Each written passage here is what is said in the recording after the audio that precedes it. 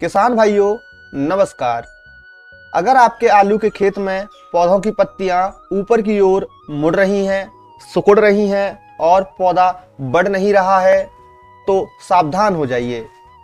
इससे हमारे बहुत से किसान भाई चुरना मुरना, माथा बंधना, कोड़िया रोग, लीफ कर्ल डिसीज या लीफ रोल डिसीज कहते हैं।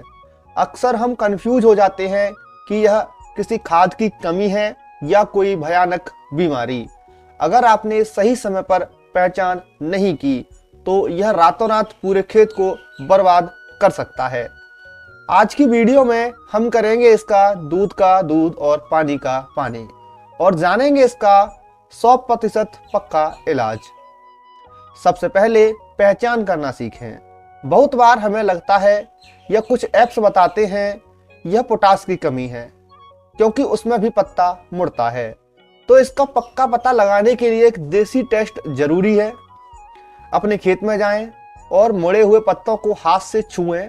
अगर पत्ता पापड़ जैसा कड़क हो गया है, छूने पर मोटा लग रहा है और मोड़ने पर चटर पटर की आवाज आ रही है और उसी के साथ वो टूट रहा है, तो भाई यह पोटास की कमी नहीं है, यह 100% लीफ रोल वायरस है। अगर पत्ता मुड़ा है लेकिन नरम है और किनारे जल रहे हैं तब वो पोटास की कमी हो सकती है। लेकिन जो फोटो आप वीडियो में देख रहे हैं यह वायरस ही है और इसका इलाज खाद डालने से नहीं बल्कि दवाई छिड़कने से होगा। अब सवाल है कि यह बीमारी आई कहां से? दोस्तों, यह वायरस हवा में नहीं उड़ता। इसे एक पौधे से दूसरे पौधे तक लेकर जाती हैं सफेद मक्खियां और माहू, जिन्हें हम व्हाइट फ्लाई या एफिड्स भी कहते हैं। ये रस चूसने वाले कीड़े बीमार पौधों का रस पीते हैं और जब स्वस्थ पौधे पर बैठते हैं तो उसे भी वायरस का इंजेक्शन दे देते हैं। तो इलाज का सीधा फंडा है, कीड़े मारो फसल बचाओ। अब आप पेन और कॉपी उठा लें।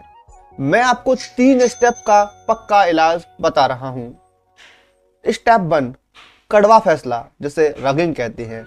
सबसे पहले जिन पौधों की हालत बहुत खराब हो चुकी है, जो बिल्कुल पीले और बौने छोटे रह गए हैं, भाइयों दिल पर पत्थर रखकर उन्हें जड़ से उखाड़ें और खेत से दूर गड्ढे में दबा दें, क्योंकि वो अब आलू नहीं देंगे बल्कि वो वायरस की फैक्ट्री बन चुके हैं जो बाकी अच्छे पौधों को भी बीमार करेंगे। स्टेप 2, कीटनाशक का स्प्रे। अब बचे हुए पौधों को सुरक्षित करने के लिए हमें सफेद मक्खी और माहू को खत्म करना होगा। इसके लिए मैं आपको 2 बेस्ट ऑप्शन दे रहा हूं। ऑप्शन 1, आप टाटा मानिक या धानुका का धनप्रीत ले सकते हैं, जिसमें एसिटामिप्रिड 20% होता है। यदि आपको ये नहीं मिल रहे हैं तो आप किसी भी कंपनी का एसिटामिप्रिड ले सकते हैं, लेकिन कंपनी भरोसेमंद होनी चाहिए। डोज की अगर बात करें तो 15 लीटर वाले पंप में 8 से 10 ग्राम हमें एसिटामिप्रिड 20% डालना होता है। 1 एकड़ में 100 ग्राम बहुत है। इसके बाद ऑप्शन 2 की अगर बात करें, जब अटैक ज्यादा होता है तो इस केस में बीमारियां बहुत तेजी से फैलती हैं, तो आप यूपीएल का उलाला का इस्तेमाल कीजिए। इसमें फ्लोनी कैमिड होता है जो कीड़ों का मुंह बंद कर देता है। ये आपको 15 लीटर वाली पंप में 6 से 8 ग्राम डालना होता है और 1 एकड़ के लिए 60 से 80 ग्राम इनफ है। यदि आपको उलाला नहीं मिल रहा है, आप सेजेंटा का पैगासस भी ले सकते हैं, जिसके अंतर्गत डाइफेंथीयूरोन पाया जाता है, जिसकी डोज प्रति पंप 25 ग्राम के तकरीबन रखनी होती है और 1 एकड़ में 240 से 250 ग्राम आपको जो है दवा लेनी होती है। अब इसके बाद स्टेप 3 है रिकवरी टॉनिक। देखिए दोस्तों, वायरस के हमले से पौधा स्ट्रेस यानी तनाव में आ जाता है। उसकी रुकी हुई ग्रोथ को फिर से चलाने के लिए एक टॉनिक आपको जरूर मिलाना है। उसमें आप सेजेंटा का ईसाबियोन या बायर का एम्बिशन ले सकते हैं। डोज आपको 40 से 50 ml प्रति पंप रखनी होगी।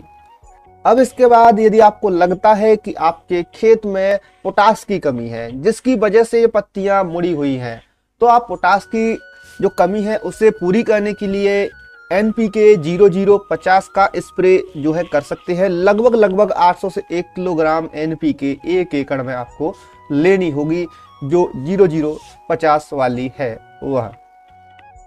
अब दोस्तों जाते जाते कुछ जरूरी बातें आपको बताना चाहूंगा। स्प्रे हमेशा शाम के समय कीजिएगा।